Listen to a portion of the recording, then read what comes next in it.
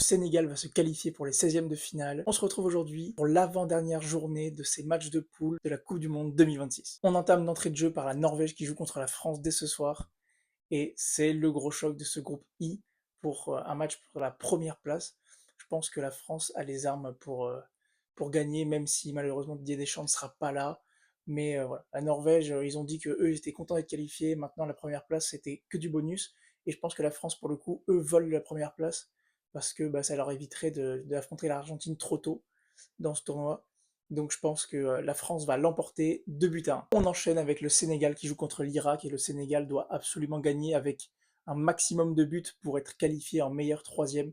Et je pense que voilà, le Sénégal va tout donner et va le faire. L'Irak c'est quand même très faible. Le Sénégal ils ont montré qu'ils étaient capables de marquer. Et je pense que le Sénégal va réussir à l'emporter 3 buts à 0. On poursuit avec l'Uruguay qui joue contre l'Espagne. Ça c'est le match pour la première place de ce groupe. Et clairement l'Espagne je pense qu'ils vont dominer l'Uruguay. Ils ont besoin de cette victoire, et enfin, ou d'un nul même. Mais je pense que voilà, ils vont faire les choses bien et ils vont réussir à l'emporter 3 buts à 1. Le Cap-Vert qui affronte l'Arabie Saoudite, c'est le match pour la qualification en 16e de ce groupe. Le Cap-Vert ont montré des choses très très intéressantes. Moi, je les donnais pas du tout qualifiés de base. L'Arabie Saoudite, je pensais que ça allait être une bonne équipe, qui allait faire une bonne surprise, mais finalement, c'est plutôt moyen. Et je pense que voilà, l'Arabie Saoudite va vouloir absolument marquer des buts. Le Cap-Vert, ça va jouer bloc bas. Donc je vois bien quand même l'Arabie Saoudite se découvrir et du coup prendre un but, mais quand même en marquer un. Donc je vois bien match nul, un but partout. On poursuit avec les matchs qui vont se dérouler dans la nuit, avec l'Égypte contre l'Iran. L'Égypte, s'ils gagnent, ils finissent premier du groupe, ce qui serait vraiment surprenant au vu de la qualité qu'il y a dans ce groupe.